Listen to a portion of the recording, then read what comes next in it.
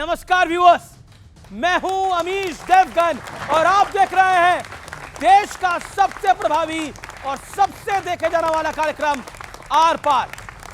आज देश की सियासत पर 360 डिग्री वाली चर्चा का दिन है, क्योंकि चुनाव आयोग से लेकर संविधान बचाने वाले सियासी नैरेटिव तक कांग्रेस लगातार मोदी सरकार को घेरने में जुटी है। हालांकि महाराष्ट्र विधानसभा चुनाव में गड़बड़ी वाली याचिका को बॉम्बे हाईकोर्ट ने खारिज कर दिया है और खारिज करते हुए कहा है कि बिना किसी सबूत के निराधार आरोप लगाए गए हैं और हास्यास्पद दावे किए गए हैं, यह कहा है कोर्ट ने। इसके बाद भारतीय जनता पार्टी ने कांग्रेस पर हमला करते हुए कहा है कि कांग्रेस को हार का हैंगओवर बर्दाश्त ही नहीं हो रहा और उससे बाहर ही नहीं निकल पा रही। हैंगओवर नशे के बाद होता है, लेकिन कांग्रेस कह रही है कि बीजेपी उसके संविधान बचाओ वाले मिशन से घबरा गई है, इसलिए इमरजेंसी इमरजेंसी चिल्ला रही है। कांग्रेस यह भी कह रही है कि मोदी सरकार के 11 सालों के दौरान देश हर मोर्चे पर कमजोर हो गया है, विफल हो गया है। तो बीजेपी कह रही है कि लोकतंत्र पर आपातकाल का कलंक लगाने वाले हमें नसीहत ना दें। और दूसरी तरफ बाई इलेक्शन के रिजल्ट आए हैं, जिसने जोर का झटका कांग्रेस को दिया है और आम आदमी पार्टी को थोड़ी राहत दी है। तो आज इन्हीं तमाम मुद्दों पर देश की सबसे बड़ी बहस सियासत 360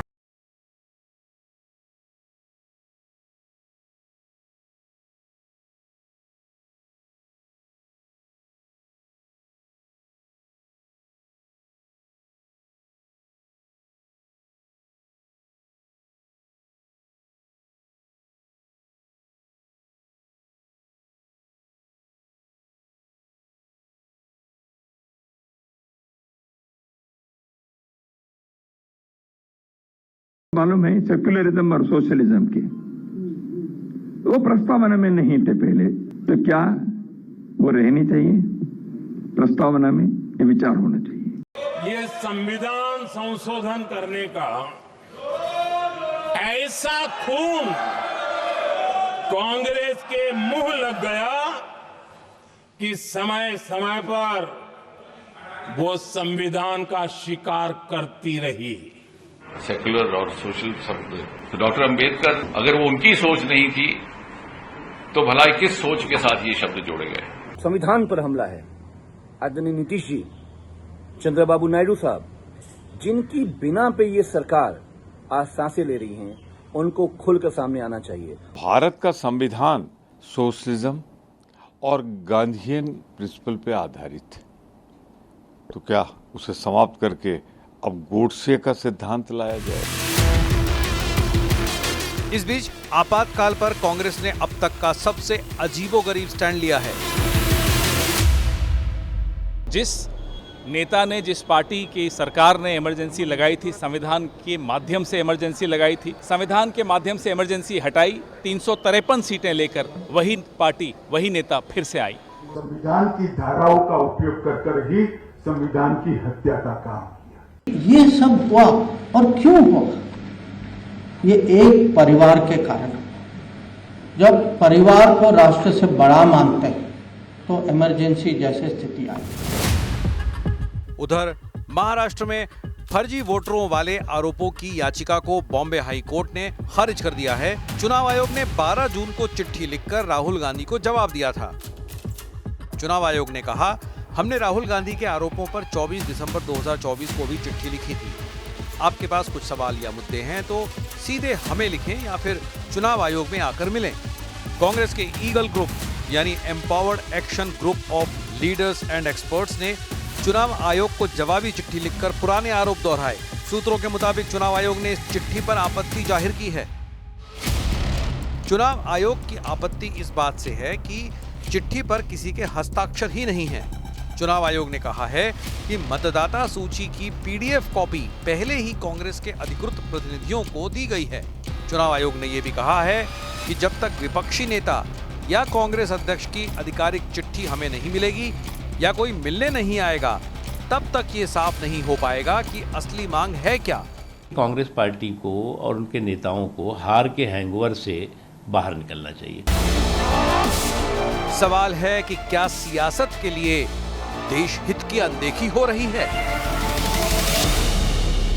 और आइए मेहमानों से परिचय से पहले आपको बहस के मुद्दे बता देते हैं। देश हित पर पॉलिटिक्स से किसका हित है? वोटर लिस्ट पर बवाल, इलेक्शन कमीशन का जवाब, क्या शांत होगा विवाद? आपातकाल लगाने वाले संविधान को बचाएंगे, बड़ा पॉइंट है। आंख में आंख मिलाने वाली डिप्लोमेसी पर चीन में क्या मोहर लगी है जो राजनाथ सिंह ने वहां पर काम किया है, यह बड़ी बात है। और दूसरा सबसे बड़ा मुद्दा आज का जो हुआ है बाय इलेक्शन में, उसका असर क्या होगा इंडिया अलायंस के ऊपर।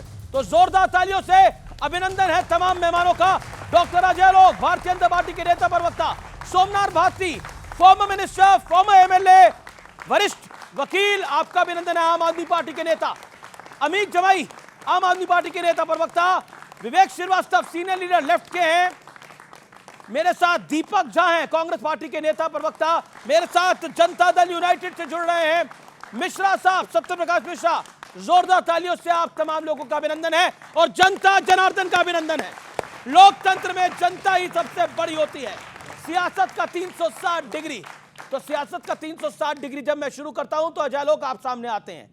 मेरा सवाल आपसे यह है कि आखिरकार भारतीय जनता पार्टी भी 360 डिग्री घूमती है, 360 डिग्री ऐसे घूमती है, अजीत पवार को गठबंधन में लेती है और जब बीजेपी पे संविधान की हत्या का आरोप लगता है तो बीजेपी इमरजेंसी चिल्लाती है। देखिए, सबसे पहले अमित जी, जहां तक घूमने की बात रही तो पृथ्वी घूम रही है, तो बाकी लोग का क्या घूमना है? जब पृथ्वी घूम रही है तो हम सब घूम रहे हैं। और जहां तक रहा कांग्रेस की बात और संविधान की हत्या की बात, तो मैं एक बात राहुल गांधी के लिए कहता हूं कि जाको प्रभु दारुण दुख दीना, ताकि मति पहले हर लीना। हमारा कोई दोष नहीं है भाई, मति नहीं है, मति नहीं है। और जैसे जैसे मत देने वाले लोग हैं जो आपके स्क्रीन पे भी दिख रहे थे, ये 3 मत देने वाले, एक नाम में राम लगा लेने से राक्षसी प्रवृत्ति खत्म नहीं होती, ये बात याद रखिएगा। तो राम नाम वाले भी हैं, अच्छी अच्छी महिला भी हैं, तो जो मति दे रहे हैं ना, वो मति बिल्कुल मति गायब कर देती है। आप एक पर एक काम, आप तो कहते हैं कि राम के साथ, आप जयराम की बात कर रहे हैं, राम के साथ वाम भी है अब कांग्रेस के अंदर। वाम तो कब नहीं था कांग्रेस के साथ, आज हम लोग इमरजेंसी की बात कर रहे हैं। ये वाम चाइनीज दलाल लोग जितने हैं, ये तो इमरजेंसी का सपोर्टर थे उस वक्त भी, आज भी हैं कांग्रेस के पैर में। अब इनकी एक खासियत हो गई है, पहले ये कांग्रेस के पैर में पड़े रहते थे, अब ये कांग्रेस के सर पे सवार हो चुके हैं, कांग्रेस के दिमाग में घुस चुके हैं। कांग्रेस अब कांग्रेस नहीं है, वो वाम कांग्रेस है। कांग्रेस का दिमाग वामपंथी चला रहे हैं, जिसको हम आज के डेट में वोक कहते हैं। वोक, ठीक है, वोक कहते हैं। ओके ओके, एक लाइन और बोलूंगा, एक लाइन बोल के खत्म करता हूं। आपके 10 सेकंड है। और कोर्ट ने कहा कि हमारा समय खराब करने के लिए आते हैं, लेकिन थेथर का पेड़ होता है ना, 10 लाठी मारिए कोई असर नहीं पड़ता है। सुप्रीम कोर्ट में माफी मांग चुके, महाराष्ट्र कोर्ट से। बिहार में थेथर किसको कहते हैं? बिहार में सबसे बड़े थेथर है ना, कांग्रेस पार्टी थेथर है, राजद थेथर है, परिवारवाद को मानेंगे आज इमरजेंसी की देन है आपकी राय में। लेकिन देखिए, बॉम्बे हाई कोर्ट ने ये जो चुनाव आयोग वाला आपका नैरेटिव था, इसको ध्वस्त कर दिया। उसने बोला कोई प्रूफ नहीं है, फर्जी अनर्गल आरोप लेकर आप लोग आ जाते हैं, और उन्हें खारिज कर दी याचिका, सुनने लायक नहीं समझी। सोचिए ये कितना बड़ा झटका है आप लोगों को। लेकिन फिर भी अब बीजेपी कह रही है आप थेथर हैं, समझते हैं ना थेथर का मतलब? अमीश जी, जनता सब समझती है, जनार्दन रूपी जनता है, इनसे बड़ा यहाँ कोई विद्वान और कोई जज नहीं है। इनको तो हम सब भी प्रणाम करते हैं, सभी को प्रणाम करते हैं। इनके पार्टी में आपातकाल लगा हुआ है। अच्छा, हाँ, एक राष्ट्रीय अध्यक्ष 1 साल से पार्टी के ऊपर कुंडी मार के बैठा हुआ है, उसको बदल नहीं पा रहे हैं। जेपी नड्डा जी को मैं बोल रहा हूं, बिल्कुल जेपी नड्डा जी की देखिए मजबूती, ये लोग हटा नहीं पा रहे हैं, दम लगा रहे हैं, पूरा दम लगा रहे हैं, जोर लगा रहे हैं, नहीं हटा पा रहे हैं। बात यह है, मैं कहूंगा जहां सुमतिता संपत्ति नाना, जहां कुमतिता विपत्ति विधाना। भाजपा में इतनी कुमति हो चुकी है, आज देश आपदाओं से घिरा हुआ है। शास्त्रों में कहा है राजा कालस्य कारणम, राजा का जैसा भाग्य होता है देश की जनता वैसे बनती है। नरेंद्र मोदी जी ने, याद होगा आप लोगों को, बंगाल में कहा था 2014 में कि मैं आ गया हूं, मेरे भाग्य से दुनिया में क्रूड ऑयल सस्ता हो रहा है। आपका भाग्य बदला क्या? हमारा भाग्य बदला क्या? आज आपदाएं आ रही हैं। आप कह रहे हैं मोदी का आ रही है। सुनिए एक मिनट अमीश भाई, बोलने दीजिए। देश में इतनी बड़ी कोविड बीमारी महामारी आ गई, प्लेन क्रैश हो रहे हैं, जहाज क्रैश हो रहे हैं, हेलीकॉप्टर क्रैश हो रहे हैं, ट्रेन वो लोग भी मारे मोदी जा के रहे कारण, हैं, पूछ लीजिए। लेकिन नरेंद्र मोदी जी का भाग्य है ना, देश को चमका रहा है। लोग मरे तो मरे, एक है ना कि हम घूमते हैं 360 डिग्री पृथ्वी की तरह, तो एक घूमते हैं, जुमलेबाज है, बयान बदलते हैं, सुबह कुछ बोलेंगे, शाम को कुछ बोलेंगे, इन पे भरोसा मत करिए। अच्छा, मैं आपने 1 मिनट से ज्यादा वक्त लिया, आपने बोला मोदी का भाग्य खराब है जी। मोदी पिछले 25 साल से कोई चुनाव अपना हारे नहीं है, मोदी का भाग्य खराब है, और राहुल जी का भाग्य कैसा है? फिर देखिए, जवाब दीजिए इस बात का। मोदी का भाग्य खराब है। राहुल जी का भाग्य बोलिए, राहुल जी का भाग्य बहुत अच्छा है, ऐसे ही रहना चाहिए अगले 25 साल तक। भाग्य नरेंद्र मोदी राहुल जी का भाग्य अगले 25 साल तक ऐसे ही रहेगा। नरेंद्र मोदी जी ने कहा था, आप लोगों को याद है कि नहीं याद है, क्या मेरा भाग्य से मोदी देश का के भाग्य चलेगा? खराब लग जनता रहा है से पूछे, आपको? वो राजा है, सवाल नहीं सहता, वो राजा है, सवाल नहीं सहता, बस चापलूसी और जयकारा करवाता है। बिल्कुल, कलम चलाओ, सवाल करो तो कहता है गद्दार, चुप रहो और बन जाओ दरबारी। ओके ओके, दरबारी लोग हैं।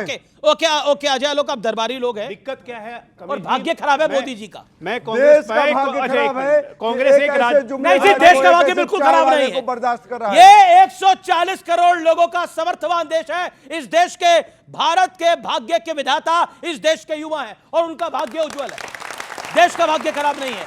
किसी का हो सकता है भाग्य खराब, किसी का भाग्य खराब हो सकता है। भारत भाग्य विधाता है, भारत भाग्य विधाता है, भारत का भाग्य खराब नहीं है। गलत बोला आपने ये। ओके, अजय लोग, हमारे भाग्य खराब है भारत का। हमारे राष्ट्रीय गीत में लिखा हुआ है भारत भाग्य विधाता, जन गण मन में लिखा हुआ है भारत भाग्य विधाता। और ये कांग्रेस पार्टी जो 60 साल यहाँ पे राज कर चुकी है, वो कहते हैं, बीच में नहीं, वो कहते हैं कि भारत का भाग्य खराब है। ये मोदी से असीम जलन, ईर्ष्या, द्वेष का नतीजा है। मैं इस पर कुछ नहीं कहूंगा, लेकिन एक बात कह देता हूं आपको, कांग्रेस बदल चुकी है। कांग्रेस जो पार्टी थी 60 साल में, इस देश की सबसे पुरानी पार्टी, जिसने राज किया, देश को बहुत कुछ दिया। जी। हर प्रधानमंत्री का योगदान है, मना नहीं करता हूं, लेकिन आज कांग्रेस वो नहीं है। आज कांग्रेस है गैंडी कांग्रेस, गैंडी कांग्रेस। और इस गैंडी कांग्रेस के जितने इटालियन पिज्जा के चमचे हैं, वो इसी तरह की भाषा बोलते हैं जो आपके टीवी पे दिख रहा है। ये देश को कोसते हैं, सेना को कोसते हैं, इस देश के भविष्य को कोसते हैं, इस देश के भाग्य को कोसते हैं, इस देश की प्रगति को कोसते हैं। अरे 11th फ्रेजाइल इकोनॉमी से आज हम लोग 4th लार्जेस्ट इकोनॉमी पहुंच गए। देश का भाग्य खराब है। करते आप भारत के भाग्य को खराब कैसे बोल दिया आपने? जवाब इस बात के ऊपर 40 सेकंड। देन सोमनाथ भारती जी। नफरत की चादर ओढ़ के खुद को प्रधान सेवक कहते हैं, महंगाई बेरोजगारी से मुंह मोड़ के मंदिर मस्जिद भी लड़वाते हैं, तो इनको हम नेता कहेंगे? ये हमारा भाग्य बनाएंगे? नरेंद्र मोदी जी का बयान है कि नहीं बयान है? आप बताइए। उन्होंने कहा था कि मेरे भाग्य से मंदिर मस्जिद पे लड़ाई हुई, राम मंदिर बनाए लड़ाई हुई, ये नहीं बनाने दे रहे थे। इनको चुप कराइए। राम मंदिर ये नहीं बनाने दे रहे थे। राम मंदिर बनने पे लड़ाई हुआ। अमीश भाई चुप किस कराइए। मस्जिद को तोड़ी गई है जिसके लिए लड़ाई हुई है? आप बताइए जरा, झूठ बोलते हैं ये। देश के युवा को, इस देश की जनता को रोजगार चाहिए कि नहीं चाहिए? चाहिए। महंगाई से मुक्ति चाहिए। सस्ता सिलेंडर का वादा किया था, लेकिन वो निकला सस्ता सरेंडर। कर दिया सरेंडर। कौन सरेंडर निकला? अरे जो भी निकला, आप देखिए, देश की जनता समझदार है। ओके ओके ओके, सरेंडर करने वाला सत्यप्रकाश मिश्रा, भारत का भाग्य खराब है। भारत माता और भारत के सभी सपूतों का भाग्य बहुत उज्जवल है। आज भारत दुनिया में चांद तक तिरंगा फहरा करके खड़ा है, तो भारत का भाग्य कैसे खराब है? हाँ, एक मामले में भारत माता को तकलीफ है कि मेरा जो विपक्ष का नेता है बड़ा नकारात्मक है, दिवा स्वप्न देखता है, झूठ बोलता है, कभी महाराष्ट्र पे झूठ बोलता है, कभी वायनाड पे झूठ बोलता है, फिर अमेठी में झूठ बोलता है, तो झूठा गांधी नाम पड़ जाएगा। इतना झूठ उन्होंने बोला है संविधान उठा उठा के हाथ में। तो संविधान को लेकर चलने वाले लोग यदि संवैधानिक संस्थाओं का अपमान करेंगे, सुप्रीम कोर्ट का अपमान करेंगे, तो सुप्रीम कोर्ट ने उनको बुलाकर फटकार लगाई है। तो इस मामले में मैं मानता हूं कि भारत माता थोड़ी तकलीफ में होगी कि ऐसा विपक्ष का नेता कहां से पैदा हो गया जिसने भारत को कहा कि इस स्टेट के खिलाफ लड़ना है। ये उनका एक बयान था। नरेंद्र मोदी जी जो आदरणीय प्रधानमंत्री हैं 11 सालों से, उनको ये पचा नहीं पा रहे। इन्होंने बार बार राजा कहा, वो खुद को प्रधान सेवक कहते हैं, वो सेवा की भाव से कहते हैं कि मैं देश नहीं झुकने दूंगा, तो इनको लगता है कि भारत वही है। सवाल यह है, चूंकि इनकी आदत हो चुकी थी इंडिया इज इंदिरा और इंदिरा इज इंडिया, उस गर्भ से निकले हैं इनकी सोच पूरी की पूरी। सवाल यह है, अभी आता हूं महंगाई बेरोजगारी मान लेते हैं। इनके समय की जो महंगाई दर है उसको बोलना नहीं चाहता, लेकिन हमने जो एनडीए की सरकार रही, दुनिया महंगाई दरों में ग्रसित थी, लेकिन भारत ने अपनी महंगाई दर को कम की। भारत में पहली बार ऐसा हुआ कि महिलाओं के खाते तक पैसा पहुंचाने की योजना शुरू हुई। आप कभी सुने हैं कि सिलेंडर फ्री में दिया जाएगा गरीबों को? 80 करोड़ लोगों को राशन देना पड़ा, क्यों? क्योंकि 70 साल में कांग्रेस ने देश की ऐसी हालत करके रखी थी कि गरीब और गरीब होते गए, अमीर और अमीर होते गए। सवाल ये था। अब मैं आता हूं इमरजेंसी पे। एक लाइन तो है, बोले एक लाइन 10 है। Second then Somnath Bharti. ये सवाल था कि क्या संवैधानिक शक्तियों का सर्वनाश किसने किया? 25 जून 1975 को आधी रात को इस देश के संविधान को बेजान किया गया। क्यों? क्योंकि सारे मौलिक अधिकार समाप्त कर दिए गए, सारी पार्टियों को उठा के जेल में कर दिया गया, सारे नेता जेल में कर दिए गए। ये बताइए सोमनाथ भारती, सियासत 360 डिग्री है। भारत के भाग्य पे सवाल हो गया, मोदी जी के भाग्य पे सवाल हो गया, केजरीवाल जी का भाग्य कैसा चल रहा है? देखिए, मैं सारे साथियों को बड़ा ध्यानपूर्वक सुना। जिस प्रकार से उस वक़्त इमरजेंसी के दौरान देश के अंदर जो हमारे जो फंडामेंटल राइट्स थे, जो संवैधानिक संस्थाएं थीं, सबको उन्होंने दरकिनार कर दिया था। जो 15 महीने का आपातकाल तब था, 11 साल का आपातकाल अब है। आप मुझे बताएं, अगर कोई चुने हुए मुख्यमंत्री को जेल में डालेगा, वो आपातकाल नहीं है क्या? डिप्टी सीएम को जेल में डालेगा, वो आपातकाल नहीं है क्या? क्या सांसदों को, झारखंड के सीएम को, दिल्ली के सीएम को जेल में डालेंगे? दिल्ली का चुना हुआ मुख्यमंत्री, दिल्ली के चुनी सरकार के अधिकार खत्म करेंगे। किसकी कंप्लेंट पे डालेंगे? कांग्रेस की कंप्लेंट थी। मैं तो वही मैं बात बोल रहा हूं आपको, उसी पे आ रहा था मैं जी। ये कांग्रेस और भाजपा की नोरा कुश्ती है, दोनों की दोस्ती आ रही है, दोनों के हाथ मिले हुए हैं। ये दोनों मिलकर के बीच में नहीं बोले, ये दोनों मिलकर के संविधान की धज्जियां उड़ा रहे हैं। और इसी कारण से आम आदमी कांग्रेस और पार्टी बीजेपी की दोस्ती दोनों पक्का वाला है। कैसे? आप देखिए ना, इसमें तो कोई यकीन नहीं। देखिए, आप सुनिए मेरी बात। 44 करोड़ का कैश में डोनेशन मिला कांग्रेस पार्टी को। मुझे बताइए, कोई हारने वाली पार्टी को कोई डोनेशन देता है? तो कांग्रेस ये भाजपा ने डोनेशन दिलवाया कांग्रेस को। भैया, पंजाब में हरा दिया, गुजरात में हरा दिया, आपको लगता है हमेशा हारने वाली पार्टी है? दिल्ली का चुनाव ऐसे लड़ो कि भाजपा को फायदा हो। आज पूरे देश में एक बात प्रसिद्ध हो गया है जी कि राहुल जी क्यों नहीं जेल जा रहे हैं? क्योंकि दोनों की अंडरस्टैंडिंग हो गई है। हर तरह के करप्शन केसेस में, मतलब लूटा कांग्रेस। सुप्रीम कोर्ट ने साफ साफ ये बात कह दी। सुप्रीम कोर्ट ने साफ साफ ये बात कह दी अपने जजमेंट्स के अंदर कि भाई क्या एलिगेशन लगाया तुमने केजरीवाल जी के खिलाफ, जो जेल भेजा, अब तब जाकर के इनका मुंह बंद हुआ। मैं जानना चाहता हूं अमित जी, मैं कांग्रेस के मित्र यहां खड़े हैं, भाजपा के मित्र खड़े हैं, कि भाई सिर्फ चुनाव के भाषणों तक है कि राहुल जी करप्ट हैं, दामाद जी करप्ट हैं, जेल कब भेजोगे? जेल कब भेजोगे भाई? अब ये तो जेल भेज, ये कह रहे हैं, अरे एक सेकंड, वो कह रहे हैं राहुल जी को जेल भेजो, रॉबर्ट वाड्रा को जेल भेजो। देखिए, आज बहुत अच्छा लगा, बहुत मजा आया सुन के कि जो इनको जेल भेजना है। राहुल जी को जेल भेजने वाली बात सुन के मजा आया। इनकी सुनिए, तो इन्होंने कहा कांग्रेस छोड़ने वाले तो नहीं है। अरे सुनिए, अरे दोनों की दोस्ती आ रही है। सुनिए, आज कांग्रेस तीसरे नंबर पर गुजरात में आई है। एक मिनट सुन लीजिए। गुजरात में 30 साल से भाजपा को रखने वाले ही लोग हैं। सुनिए तो सही, मोदी जी को भाजपा को रखने वाले 30 साल से सत्ता में कांग्रेस जिम्मेदार है। कांग्रेस जिम्मेदार है। ओके।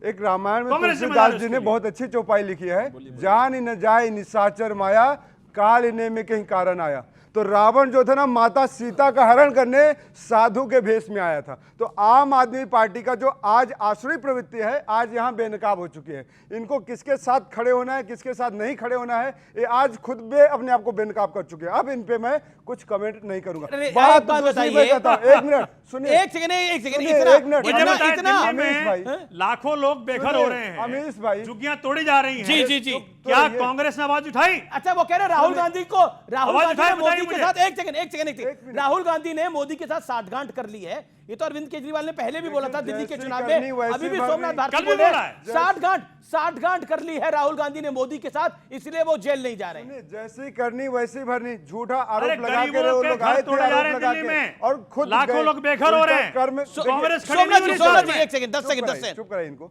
बात है कि आज देश उस महापुरुष को ढूंढ रहा है जिसके सहारे इन लोगों ने देश में झूठ का व्यापार फैलाया था। उस महापुरुष का नाम है अन्ना हजारे। कहां गए भाई? नरेंद्र मोदी के खिलाफ मौन धारण कर चुके हैं, बीजेपी के राज्यों के खिलाफ अन्ना मौन को धारण मत कर कुछ चुके हैं। बोलिए। नहीं, क्यों नहीं बोलेंगे भाई? जो देश की खातिर लड़ता है वो देश की खातिर लड़ेगा, जनता के लिए लड़े, हम स्वागत करते हैं। लेकिन आम आदमी पार्टी और भाजपा, मैं एक मौका, अच्छा 60 घंटे आपकी राहुल गांधी के साथ। हाँ बोलिए बोलिए भाई साहब, अरविंद केजरीवाल कहाँ है आजकल? बिल्कुल है, कहाँ है? नजर आए किसी को? किसी को नजर आए? गुजरात में अरे ऐसा दिल्ली से भागे, गढ़ में ऐसा दिल्ली से भागे, मोदी जी के गढ़ में से भागे जैसे अरविंद केजरीवाल मोदी जी के गढ़ में जब खत्म होता है, मोदी जी के हरा क्या रहे हैं, वैसे अरविंद केजरीवाल दिल्ली से हरा क्या रहे हैं। अब गए पंजाब। अजय जी, पंजाब का चार्टेड प्लेन लेके घूम रहे हैं, दिल्ली नहीं आ रहे हैं डर के मारे। अजय जी क्या बकवास करेंगे? चोरों की फैक्ट्री है ये, माननीय अजय चोरों जी, की फैक्ट्री। जेल यात्रियों को बचा रहे हैं। देखिए वकील है ना सुप्रीम कोर्ट में, सारे चोरों को तो यही बचा रहे हैं अपनी पार्टी के, सारे लुटेरे को तो यही बचा रहे हैं। चलिए अब सोमनाथ भारती के ऊपर बीजेपी और कांग्रेस दोनों सवार हो गई है। 10 सेकंड में दे रहा हूं, बोलिए सोमनाथ जी। सुनिए, ऐसा है, मोदी जी के गढ़ में घुस गुजरात में, आप गुजरात में वहां से सीट दुगनी मार्जिन से जीत के आना, ये अपने आप में बहुत बड़ी अचीवमेंट है। जीते तो सही भाई, सुनिए, और कांग्रेस कहां आई है? वो बताए तीसरे नंबर पे कांग्रेस, वो माइनॉरिटी डोमिनेटेड सीट है, और बीजेपी भारतीय जनता पार्टी उस सीट को आज तक नहीं जीती है। पहली बात, 2007 के ये कांग्रेस इनका पूरा कुश्ती है कि मुसलमान भाईजान किसके साथ। लेकिन कांग्रेस का तीसरे नंबर पर आना, कांग्रेस का तीसरे नंबर पे आना गुजरात में बड़ी बात है। ओके, मैं विवेक आपके पास आऊंगा, लेकिन पहले अमीक जमई जवाब। ये 2025 में अलायंसेस के संदर्भ में समाजवादी पार्टी कहां खड़ी है आज? देखो 24 में देश के नंबर 3 पार्टी है समाजवादी पार्टी। जो अलायंस बना, नरेंद्र मोदी का, भारतीय जनता पार्टी का, एनडीए का जो 14-25 का झूठ था, 2024 में उत्तर प्रदेश वालों ने भारतीय जनता पार्टी को पैदल कर दिया। वो प्रधानमंत्री जो 5 लाख के बहुमत से वाराणसी से जीतते थे, 1.5 लाख से बचे हैं। हमारे समाजवादी के जो मेंबर ऑफ पार्लियामेंट्स है 2.5 लाख से जीत रहे हैं, 2 लाख से जीत रहे हैं, 4 लाख से जीत रहे हैं। यह दिखाता है कि पूरे देश में नरेंद्र मोदी ने 2014 से जो झूठ बोला, क्या यह बात सही नहीं था? उन्होंने ये कहा था कि जैसे ही मैं आऊंगा किसानों को उनकी फसलों का दाम मिलेगा, नहीं कहा था। उन्होंने हमको आपको राष्ट्रवाद के नाम पे यह नहीं बताया था कि मैं आऊंगा तो देश की सरहदों को महफूज करूंगा।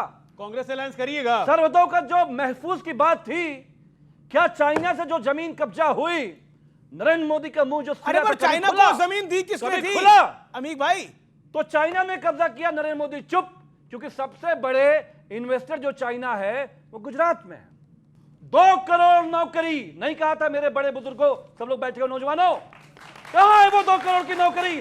निर्मला सीतारमण साहिबा ने भारत की संसद में कहा, कि हम 50 लाख से भी ज्यादा नौकरी सालाना नहीं दे पाए। तो झूठ कहां है बोले? अजय लोग 30 सेकंड। देखिए लगातार ये बात बोल रहे हैं बिना फैक्ट और फिगर्स के। मैं चैलेंज करता हूं, आपके लिए तानाशाही है देश के अंदर? तानाशाही नहीं है, क्या है? आता हूं मैं तानाशाही पे भी आऊंगा।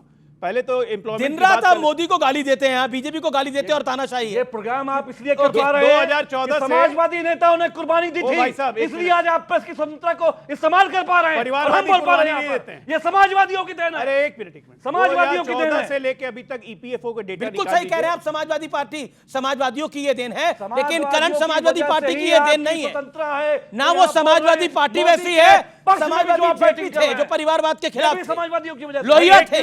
ईपीएफओ का डेटा निकाल के देख लीजिए, 27 करोड़ 54 लाख आदमी का रजिस्ट्रेशन हुआ है। ये उन्हीं को होता है जिसका जॉब मिल चुका है। 10 साल रोजगार। एक मिनट, ईपीएफओ का डेटा निकालिए जो कह रहे हैं कि 2 करोड़ रोजगार, 11 साल के लीजिएगा तो 22 करोड़ थे, 27 करोड़ ईपीएफओ में आ गए। नंबर 1, बेरोजगार जरूर हुए, मैं मानता हूं, और मुझे बहुत फक्र है कि बेरोजगार हुए। अखिलेश यादव को 17 से बेरोजगार कर दिया, कांग्रेस पार्टी को 14 से बेरोजगार कर दिया, और करते रहेंगे आम आदमी पार्टी को 2024 में बेरोजगार कर दिया, करते रहेंगे ऐसी बेरोजगारी। इन सब चोर डकैत को बेरोजगार करना जरूरी है देश के लिए, और मोदी जब तक रहेगा ना ऐसे चोर डकैत बेरोजगार होंगे। मैं एक लाइन बोलना चाहता हूं, मौका दूंगा आपको, विवेक का एक बार भी नहीं आया। तानाशाह बोला था, तानाशाही इस देश ने देखी थी 25 जून 1975 को।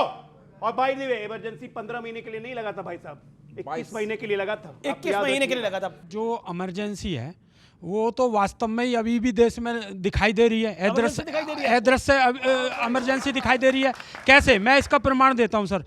राजनीति विचारधाराओं से चलती है, विपरीत विचारधाराओं के नेताओं को भी जबरदस्ती ईडी और सीबीआई का डर दिखा के अपने भाजपा में मिलाया गया सर। आपकी जानकारी है कि अगर इमरजेंसी होती तो आप ये सब भी बोल नहीं पाते, लेकिन इमरजेंसी दिखाई दे रही है आपको मुल्क के अंदर।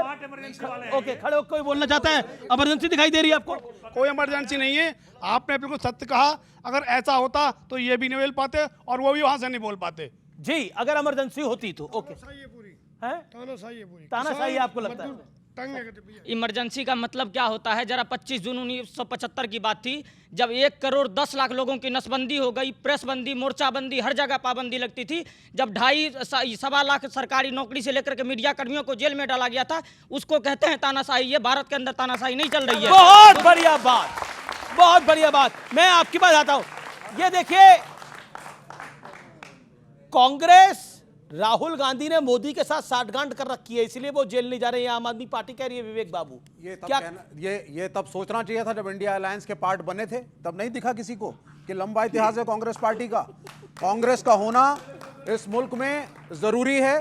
हम लड़ते हैं, हम कांग्रेस से आज भी लड़ते हैं और केरल में लड़ेंगे चुनाव। स्टेट की अपनी डायनामिक्स है, लेकिन इस देश को कम्युनल ताकतों से बचा के रखने के लिए, चाहे सोमनाथ भारती जी आम आदमी पार्टी हो या लेफ्ट हो या समाजवादी हो, कांग्रेस के साथ एक गठबंधन, एक तालमेल इस मुल्क में अपोजिशन की जरूरत है। गुजरात में तो कांग्रेस तीसरे नंबर पे आई, आम आदमी पार्टी चुनाव लड़ना छोड़ दे। देखिए, वो नहीं, हमने नहीं कहा, लेकिन तालमेल जरूरी है। दिल्ली के अंदर जो हुआ, हरियाणा में जो कांग्रेस ने गलती करी, अगर हम आपस में इंडिया अलायंस के घटक दल मिल करके तालमेल नहीं करेंगे, उसका फायदा सिर्फ सांप्रदायिक ताकतों को होगा।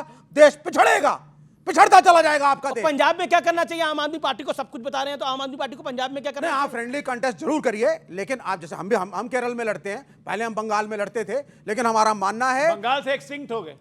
देश को अगर बचाना है और कॉन्स्टिट्यूशन की स्पिरिट अम्बेडकर जी जो है, पंजाब में आम आदमी पार्टी और कांग्रेस एक है। आप कह रहे हैं पंजाब में आम आदमी पार्टी और कांग्रेस एक हो जाएंगी? नहीं, एक नहीं भी हो सकते। Have a friendly contest. लेकिन अगर आप कांग्रेस को उठा करके देशद्रोही या आप इस तरह से प्रेजेंट करेंगे कि उसकी आवश्यकता नहीं इस मुल्क में, उसने सिर्फ खराबी करी, गलत है ये चीज। ओके, जरूर फ्रेंडली कंटेस्ट करेंगे आप कांग्रेस के साथ? इसका मतलब है कांग्रेस के साथ दोस्ताना लड़ाई। देखिए, जिस पार्टी ने अभी विक्रम मजीठिया को के अरेस्ट की निंदा की है, उससे हम क्या बात करें। विक्रम मजीठिया ने पंजाब के युवाओं की जो जवानी है उसको ड्रग में धकेल दिया। उस व्यक्ति के लिए सपोर्ट में खड़े हो रहे हैं कांग्रेस वाले, उस व्यक्ति के सपोर्ट में भाजपा वाले भी खड़े हो रहे हैं। इससे बड़ा दुर्भाग्य क्या हो सकता है पंजाब का और भारत का कि आज ड्रग बेचने वाले व्यक्ति के सपोर्ट में लोग खड़े हैं। ओके, जवाब। दूसरी बात मैं बताना चाहता हूं, एक सेकंड में बात करूं। जी। क्या है कि देखिए, इंस्टीट्यूशंस आफ्टर इंस्टीट्यूशन, वो कह रहे हैं कांग्रेस का साथ दीजिए आप। कांग्रेस साथ दे दें? कहां दे रहे हैं? आपके सामने कह रहे हैं भाजपा के लिए साथ दे दें? नहीं, भाजपा के लिए किसके लिए साथ दे दें? नहीं। देखिए, देश के अंदर सबने ये देखा, सबने देखा, आप सुनिए, हम तो साथ खड़े थे, आप सुने, लेकिन सुनिए, कांग्रेस ने जो धोखेबाजी की है उसको माफ नहीं किया जाता। ओके, जवाब। देखिए, आप पहली क्लैरिटी बड़ी क्लियर सी है जो आम आदमी पार्टी को क्लियर करना पड़ेगा कि कांग्रेस की आइडियोलॉजी को मानते हैं सेकुलर या नहीं मानते हैं। मैं अरविंद केजरीवाल को फिर भी एक समाजवादी नेता मानता हूं और मैं उनके अरेस्ट को गलत मानता हूं। कांग्रेस भी खड़ी हुई थी जब उनको अरेस्ट किया गया, और जो सारे आप चाहते हैं आम आदमी पार्टी सरेंडर करते पंजाब में? नॉट सरेंडर, आप जरूर लड़िए एक राज्य के अंदर, लेकिन आपको कांग्रेस के साथ नेशनल गठबंधन में आना पड़ेगा। कांग्रेस बड़ी पार्टी है, 100 सीटें हैं उसके पास। फिर इनको पंजाब में कौन वोट डालेगा? के साथ वो राहुल गांधी एक बड़ी आवाज है। आप इनको ये दिल्ली से निपटे, पंजाब में भी निपटाना चाहते हैं? मैं 10 सेकंड सिर्फ एक लाइन। आपने यहाँ पंजाब को लेकर आप क्या कहना चाहते हैं? पंजाब में फ्रेंडली कंटेस्ट जरूर क्या करें, आपको पंजाब लेकिन कांग्रेस के हालात रखें। पंजाब के हालात कैसे हैं? नहीं, कांग्रेस इज आल्सो अब वो चढ़ रही है, कांग्रेस भी आगे तो मतलब आम आदमी पार्टी को, पंजाब में कांग्रेस चल रही है, आम आदमी पार्टी को सपोर्ट करना चाहिए। नहीं, अगर ना भी सपोर्ट करें, आम आदमी पार्टी भी एक बड़ी पार्टी है, रिस्पेक्टेड पार्टी है, अपना वजूद बचाना है, लड़े जरूर, लेकिन अन्य राज्यों में और अगर हो सके बिहार में आप कांग्रेस ऊपर जा रही है पंजाब के अंदर। कांग्रेस कहां ऊपर जा रही है? कांग्रेस तो आज एक्सटिंक्ट हो रही है, कांग्रेस तो खत्म हो रही है, और इस प्रकार से कांग्रेस चल रही है। इस देश के अंदर 2 ही पार्टियां रह जाएंगी, एक तो भाजपा है, एक आम आदमी पार्टी है। ओके भाई, आपको तो माइनस ही कर दिया पूरी तरह से। प्रेम इनका निकल आया है भाजपा के प्रति। भाजपा को चाहते कि भाजपा रहे और उसको गाली भी दे रहे हैं, कह रहे हैं कि तानाशाह है। तो आप चाह रहे हैं। एक मिनट चुप रहिए। तो आप चाह रहे हैं हर जगह चुप रहिए ना, आप भाजपा के साथ खड़े हुए हैं। सम्मान सीखिए ना, सम्मान बचता नहीं है क्या? एक कंप्लेंट आप फाइल करें, सम्मान इनको डाइजेस्ट नहीं होता। अमीश भाई, बात है कि इनका भाजपा प्रेम जग जाहिर हो गया। कांग्रेस क्लियर नहीं कर पा रही है कि भाई लड़ना किससे है। कांग्रेस बहुत अपॉर्चुनिस्टिक पार्टी है, इसको मालूम ही नहीं कि लड़ना किससे है। अन्ना हजारे पीछे से हाथ मिला रखा है भाजपा से, जैसे बुजुर्ग, और चाहे वो समाजवादी हो, चाहे वो टीएमसी हो, चाहे आम आदमी पार्टी हो, छल लिया, सबको भारत माता को छल लिया, देश की जनता एक सेकंड, अरे आम आदमी को छल लिया। आपकी तारीफ में कुछ कह रहे हैं, आपकी तारीफ में कुछ कह रहे हैं। शांति शांति शांति शांति शांति यहाँ पे आप गिना रहे हैं कि 11 साल से अमीश भाई बिहार में अमीश सपना देख रहे हैं ये लोग। पूरा देश जान पा रहा है कि असली दुश्मन इस देश का अच्छा, राहुल गांधी आपको नेता के तौर पे कैसे लगते हैं आम आदमी पार्टी को? Is a non serious person. Non serious person है राहुल गांधी। ओके ओके, अमीश भाई, हाँ बोलो बोलो बोलो बोलो बोलो बोलो बोलो बोलो बोलो बोलो, दीपक बोलिए बोलिए। 2 बोतल फ्री में बांटने वाले, सुनिए एक मिनट, बता दूं मैं। ओके ओके, 2 बोतल कांग्रेस राहुल गांधी, तो राहुल गांधी जी को कब हटाएंगे आप भाई? इनकी भविष्यवाणी है, जब तक राहुल जी है तब तक मोदी जी है। अमीश भाई, 2 बोतल जनता को फ्री में बांटने वाले, तो इनके पास कितनी फ्री क्या होंगी और किस अवस्था में रहते हैं? किसको नॉन सीरियस लेंगे, किसको नॉन सीरियस नहीं लेंगे? इनसे क्या सवाल करते हैं? राहुल गांधी जी को क्या समझेंगे? देखिए, राहुल गांधी नॉन सीरियस लेता है, यू एग्री? की खासियत सुन लीजिए, राहुल गांधी नॉन सीरियस लेता है, नॉट एट ऑल। बोला राहुल जी को रिस्पेक्ट करता हूं और वो अकेला ऐसा नेता है। मोदी साहब जब तक प्राइम मिनिस्टर है, एक सेकंड लाखों लोग बेघर हो गए। Let's talk about Rahul. Deepak Shanti, Deepak Shanti Shanti Shanti, okay okay. Rahul Gandhi की खासियत, विवेक राहुल गांधी की खासियत यहाँ बोला था अजय आलोक ने। मोदी साहब, कहां राहुल गांधी खड़े? सुनिए सर, जब तक मोदी साहब इलेक्शन जीत रहे हैं, जब तक इलेक्शन जीत रहे हैं, मोदी का वजूद है।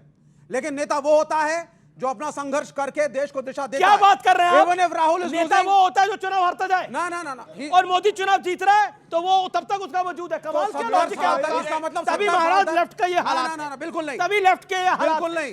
आपकी सलाह मान के आप कांग्रेस को डुबा देंगे। आप संघर्ष कर रहे हैं, राहुल गांधी की कमाल का संघर्ष हो रहा है। ओके, अजय आलोक काफी देर से वेट करे। नहीं शांति, अजय आलोक, मतलब आपका लॉजिक क्या है? जो नेता चुनाव हार रहा है वो नेता है, और जो जीत रहा है वो नेता नहीं है। कमाल की बात है, जो बच्चा फर्स्ट आ रहा है वो इंटेलिजेंट नहीं है। मैं कहना चाहता हूं कि ये जो तू मैं कर रहे हैं कांग्रेस वाले और झाड़ू छाप वाले, आप देख लीजिएगा इन लोग दोनों का अंदर अंदर साठ गांठ हो चुका है, समीकरण हो चुका है, इन लोग विलय। पंजाब में आपको लग रहा है? हर जगह आने वाला दिन में प्रेस कॉन्फ्रेंस करके आप कह रहे पंजाब में आम आदमी पार्टी और कांग्रेस एक है? बिल्कुल बिल्कुल, आने वाले दिन में प्रेस कॉन्फ्रेंस करके ये बड़ी बात है, पर आम आदमी पार्टी डिनाई कर रही है इस बात को। मेरा सवाल ये है कि सभी पार्टी आपस में एक दूसरे पे ब्लेम लगाती हैं, लेकिन आज के टाइम में जो हमारे जनता है, क्या उसके विषय में कोई विचार है?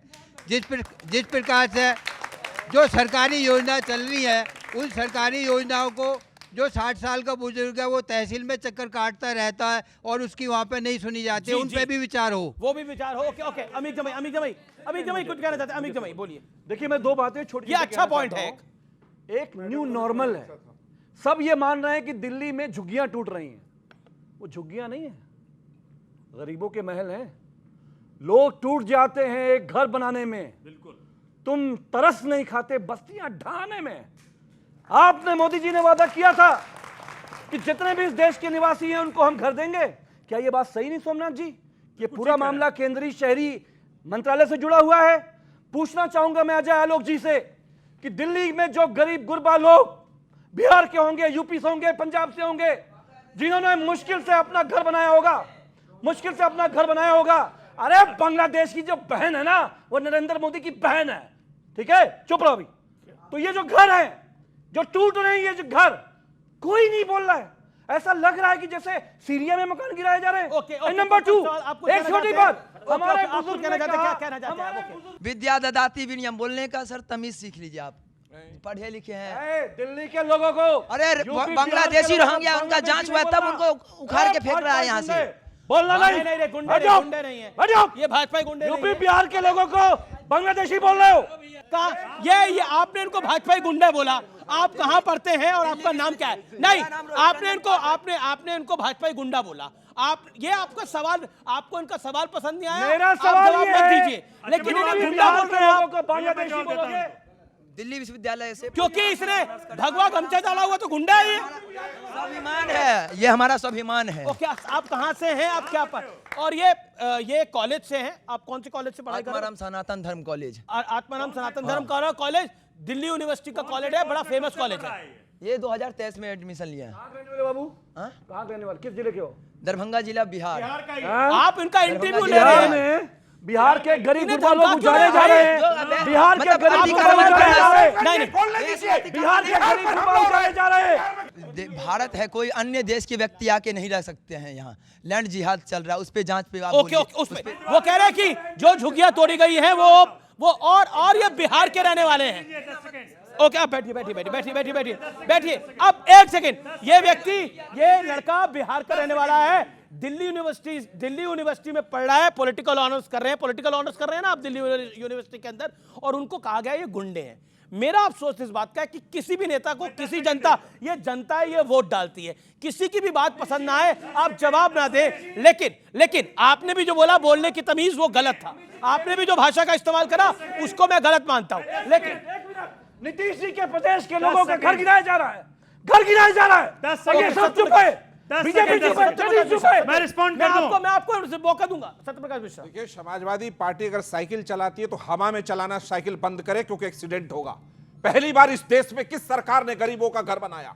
किसने सपना दिखाया गांव-गांव के गरीबों को और शहरों के गरीबों को कि तुम्हें पक्का मकान मिलेगा और 3 करोड़ लोगों को? यूपी बिहार के लोगों का मकान क्यों गिराया? ये अब आप बीच में बोलो, अमित भाई गलत है। नीतीश जी आए देखने, अमित भाई नीतीश जी आए देखने, प्लीज नीतीश जी देखने आए। अमित भाई खाली वोट चाहिए बिहार का। मत करिए ये काम। आप बोल रहे थे, मैं आपको गंभीरता से सुन रहा था। और पहली बार दिल्ली बोल रहे हैं ना, ये दिल्ली में 4,500 अवैध कॉलोनियों को मोदी सरकार ने रेगुलराइज किया। पता है नहीं कुछ, डिबेट में पूछ के आ जाते हैं। अब आते हैं बात, ये क्या है? ये तरीका ठीक नहीं है।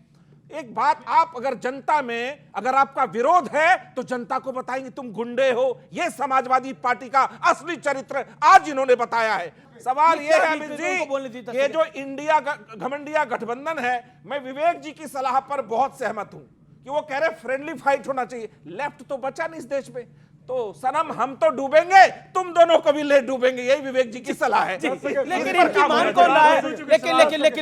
लेकिन इस बहस के अंदर, मैं सोमनाथ भारती, इस बहस के अंदर एक पब्लिक के आदमी को इन्होंने जो पहले शब्द बोले, मैं उसको ऑब्जेक्ट करता हूं।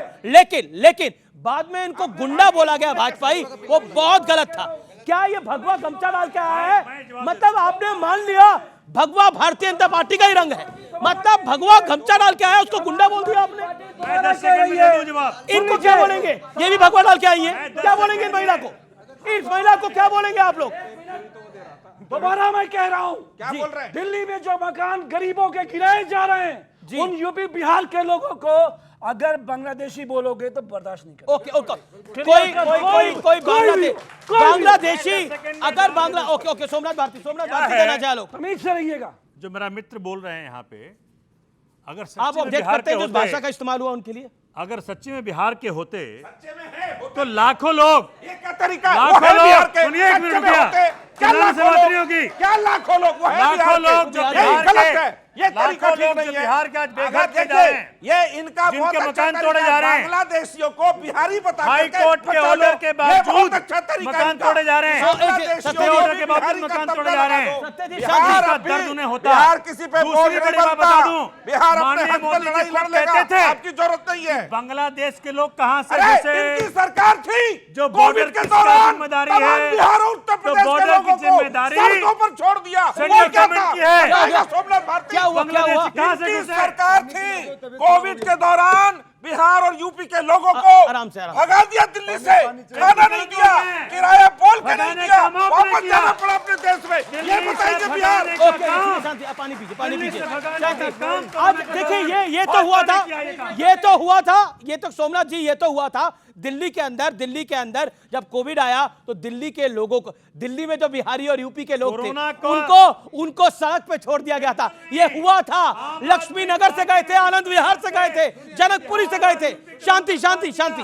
अरे हमने क्लियर कट, रेखा गुप्ता हमारी नई मुख्यमंत्री खुले आम बोला, जहां झुग्गी वहां घर, लेकिन बांग्लादेशियों को घर नहीं, बांग्लादेशियों को कान पकड़ के बाहर निकालेंगे देश से। बांग्लादेशी इनका कहां से आए बेदर्द पिछले हुआ 11 होता साल है। में? ये बिहारी का अपमान ये करते कहां हैं, से घुसे? ये बिहारियों का अपमान करते हैं। कहां से घुसे? खड़गे ने बोला कि सुनिए। बिहार एक छोटा सा राज्य, अभी- छोटा मोटा राज्य, मोदी वहां अभी चले जाते तो हैं। उधर करिए ना। और आज बिहार यूपी के अरे तो बारे उधर करिए ना। में ये गुंडा कहते हैं। आलोक जी उधर एक करिए। बिहारी को गुंडा कह रहे आप हैं। उधर करिए। सोमनाथ भारती ने नहीं बोला। नहीं, मैं अमित जमाई को बोल रहा हूँ, एक हमने बिहारी को नहीं कहा। गुंडा कह रही है, भाजपा ही गुंडा। अगर भाजपा बिहारी ही गुंडा है ना तो गुंडा ही इनकी बुलवा सुनिए। देंगे सफाई को। ये कहना बात नहीं है। 4.5 करोड़ घर हमने बना के दिए, कोई समाजवादी पार्टी मुझे आम आदमी बताइए। पार्टी नहीं बना के दिया। ओके ओके, आपका पॉइंट क्या है? अपनी बात क्या है? मेरा सोमनाथ जी से एक कुछ सवाल है कि आप कह रहे हो कि झुग्गी झोपड़ी वाले बेघर कर दिए। आपकी सरकार दिल्ली में रही, आपने कितने झुग्गी झोपड़ी वालों को मकान बना के दिए? आज जो पुल के नीचे बसे हुए हैं, रेलवे लाइन किनारे बसे हुए हैं, वो सब आप ही की तो देन है, आप ही तो लेके आए थे। अरे आप उन्हें घर बना के देते तो आज क्यों झुग्गी झोपड़ी में? ठीक है, ये वो कहते हैं आपने बड़ा जिनको अच्छा बसाया। नहीं अब जवाब बताइए, देने का रेलवे बनता लाइन है। के ऊपर वो गरीब आदमी अब रेलवे जवाब लाइन देने पे का बनता रहेगा है। तो उसको नुकसान ही होगा ना। अब जवाब देने का बनता है ना। माननीय मोदी जी का पुराना निकाल लीजिए स्पीच। किसके पास है इंटरनेशनल बॉर्डर? किसकी ड्यूटी थी रक्षा करने की? बांग्लादेशी कहां से घुसे? बॉर्डर पेनिट्रेट किसने किया? बीएसएफ किसके कब्जे में है? इनके कब्जे में है ना। आपने कितने घर दिए? आपने अपनी सरकार में कितने घर दिए? समाजवादी पार्टी बताए उसने गरीबों को कितने घर दिए अपने दौर में? भारतीय जनता सीधी सी पार्टी बात है बांग्लादेश भाई, में अगर कितने अगर के अंदर? मूलभूत समस्याओं पे लोगों की बात होनी है तो कांग्रेस बताए यूपीए के काल में कितने घर बांटे, समाजवादी पार्टी बताए उन्होंने यूपी में कितने घर दिए, पंजाब में आम आदमी पार्टी है कितने घर बांट चुकी है, दिल्ली में आम आदमी पार्टी की सरकार 10-11 साल रही कितने घर बांट चुकी है। पॉइंट ये है और कितनी नौकरियां दी हैं। आप लोग तो ऐसे कह रहे हैं कि यूपीए के काल के अंदर सुनहरा योग था, हर आदमी को नौकरी मिलती थी घर से बाहर निकलता ही। रेखा गुप्ता को दिल्ली के लोगों ने वोट दिया मुख्यमंत्री। मेरे नेता अखिलेश जी के बारे में जो कहा वो तो आपको मालूम है, आपको सूट करता होगा आप लोगों को। हमने उसका विरोध किया। रेखा गुप्ता को भाजपा को लोगों ने वोट दिया। जब वोटवा लेना था तब वो गरीब गुरबा यूपी बिहार के लोग तोहार लोगन के वोटर रहलन, और जब वोट ले लिया तो लाइन से मैदान बना दिया। हमारा यह कहना है कि जब आप किसी को शिफ्ट करते हैं, मैं अपने दोस्त के साथ खड़ा हूं। बांग्लादेशियों को हम पिछले 5 साल से बोल रहे हैं, 8 साल से, जब बहन जी हसीना को लेकर टहल रहे थे प्रधानमंत्री जी इसी भारत के अंदर, हमने कहा रिपोर्ट करिए। प्रधानमंत्री टहल रहे थे बहन जी हसीना को लेकर, ऐसा ऑब्जेक्शनल बात अपने प्रधानमंत्री के लिए बोलेंगे? हमारी बहन, हमारी बहन है, देश की बहन है, हमारी बहन है। ये आदमी कभी पिल्ला कह रहा है कि ये आदमी कभी भाजपा गुंडा कह रहा है, ये आदमी कह रहा है प्रधानमंत्री टहल रहे थे बहन जी हसीना को लेकर। मुलायम सिंह बोलते थे कि रेप करने वाले लड़के को छोड़ दो, महिलाओं के प्रति इनकी मानसिकता खराब है। ये बताओ शेख हसीना, ये गलत आप एक मिनट, 10 सेकंड, क्या किया था मायावती जी के साथ इन लोगों ने? क्या किया था मायावती के साथ? बहन का है। एक सेकंड, अजय एक सेकंड रुकिए। नहीं ऑल ऑडियोज डाउन। नहीं ये गलत बात बोली गई, ऑब्जेक्शनेबल है, ऑब्जेक्टेड। महिलाओं के प्रति हिकारत और महिलाओं के प्रति कभी सम्मान नहीं दिखाए समाजवादी पार्टी। जहरीली मानसिकता है। रिपोर्ट क्यों नहीं किया? आजम खान को एक मिनट, रिपोर्ट क्यों नहीं किया? आजम खान को जयाप्रदा के बारे में क्या बोला था? यही सैफरन कलर के बारे में, आजम खान और जयाप्रदा के बारे में, यही आजम खान थे। मुलायम सिंह यादव ने महिलाओं के बारे में क्या बोला था? और अभी इन्होंने प्रधानमंत्री को बोला कि बहन, प्रधानमंत्री नरेंद्र मोदी शेख हसीना बहन के साथ टहलते हैं। किस शब्द में, किस जहालत है दिमाग में? ऐसे लोगों का डिबेट नहीं होती है। ओके अमीश भाई, डिबेट गलत ले जा रहे हैं आप। नहीं एक मैंने कहा देश की बहन मनमोहन सिंह जी की बहन थी। अरे ठीक है, लेकिन मेरा है, देखिए मेरा निवेदन है, प्रधानमंत्री एक बहुत बड़ा पद होता है, उसकी गरिमा, पद की गरिमा कम से कम रखें। आप मोदी को पसंद नहीं करते होंगे, लेकिन देश का प्रधानमंत्री विवेक, देखिए अब बिल्कुल आखिरी हो गया है, ये निपटारा कैसे कराएंगे आम आदमी पार्टी और कांग्रेस का?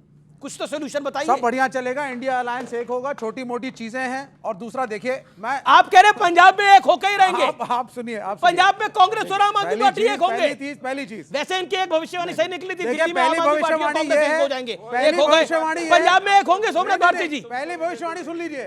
पहली भविष्यवाणी है, बिहार में आ रहे हैं, बहुत मदद करी आज सत्यप्रकाश मिश्रा जी ने, आपको प्रणाम। आप जेडीयू डिमोलिशन ड्राइव को सपोर्ट दे रहा है। सारे बिहार यूपी वालों के घर तोड़ दो, झुग्गी तोड़ दो। जो दर्शक ये सबसे बिहार में आ रहे हैं, ये देश का सबसे पॉपुलर कार्यक्रम है। जितने बिहार यूपी के लोग आप देख रहे हैं और करोड़ों देखेंगे, आप देखिएगा। आज आप देखिए कि जेडीयू कह रही है ये झुग्गियों को तोड़ना जायज था? इन लोगों को शेम ये और कुछ भी आप इनको बोल दो। सड़क पे ले जाना जायज था, क्योंकि इनको बिल्डरों के लिए मल्टीनेशनल देना कॉम्प्लेक्सेस पड़ेगा। बनाने हैं, जवाब देना मॉल पड़ेगा। बनाने हैं, बड़े बड़े उद्योगपतियों को जवाब लाना देना है, पड़ेगा। फंडिंग लेनी है, चुनाव लड़ना है। हराइए इनको, हराइए इनको। ओके, अच्छा एक सेकंड बताइए, एक आप कह रहे हैं कि बिहार में आप यानी आ रहे हैं, इंडिया अलायंस आ रहा है, इंडिया अलायंस आ रहा है, ठीक तेजस्वी है। यादव के पंजाब नेतृत्व में में आ रहा है। पंजाब में हम तो अपील कर रहे हैं साहब से, थोड़ा फ्रेंडली फाइट कर लीजिए, इंडिया अलायंस में रहिए और रहना आप चाहिए। कांग्रेस के छोटे पार्टनर बनेंगे पंजाब के अंदर, जबकि सरकार में है। डिमांड आपसे ये है कि आप कांग्रेस के अलायंस पार्टनर बन जाइए पंजाब में। सुनिए, एक शब्द नहीं निकला जेडीयू से, जो लाखों झुग्गियां तोड़ी गई और सारे जिन जिन को तकलीफ है, जिनके मकान आसियाने तोड़े गए हैं, जो भाई ने कहा कि भाई आसियाने तोड़े गए, सपने तोड़े गए। लाखों Bangladeshi. Okay okay okay okay okay, सुनिए एक सेकंड, मैं बात पूरी कर लूं। वो सारे बिहार जा रहे हैं और सारे प्रचार करेंगे, सबको सत्यता बताएंगे कि भाजपा ने किस प्रकार से आसियाने तोड़े। ओके ओके, गरीब का आसियाना बनने में दीपक में आपका वर्षों लग जाते हैं। दिल्ली सरकार ने अपने मैनिफेस्टो में ऑलरेडी कहा है जहां झुग्गी जिनका जाएगा उनको मकान मिलेगा, लेकिन ये क्या तुल गए हैं? ये ऑल ड्यू रिस्पेक्ट, आपने बार बार बोला मेरे नेता अखिलेश यादव, मेरे नेता अखिलेश यादव, उसको आपने भाजपाई गुंडा भी बोल दिया, वो बिहारी स्टूडेंट है आप, लेकिन बाद में बिहार के जो लोगों का घर तोड़ा जा रहा है उनके बारे में बात कर रहे हैं। मैं किसी भी पार्टी को सपोर्ट नहीं कर रही, बट मैं एक चीज़ आपको बताना चाहूँगी, मैं खुद झांसी की हूँ, यूपी की हूँ। जो भी आपसे क्वेश्चन पूछ रहा है, पहले पूछ रहा है आपका नाम क्या है, आपका राज्य क्या है।